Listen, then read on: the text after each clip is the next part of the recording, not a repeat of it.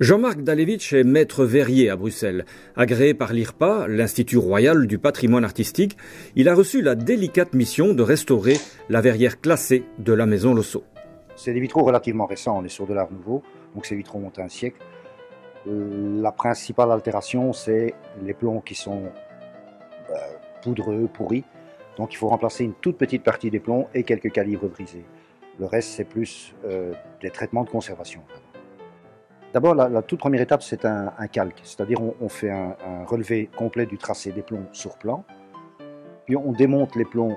Ici, malheureusement, il y avait une partie des plombs qui était altérée, donc j'ai démonté cette partie de plomb, j'ai remplacé cette partie de plomb avec du plomb identique, et ensuite on a ressoudé les plombs neufs aux plombs anciens, et ensuite j'ai introduit du mastic entre les plombs et les verres, pour stabiliser le vitrail, et c'est ce qui lui donne une certaine rigidité aussi.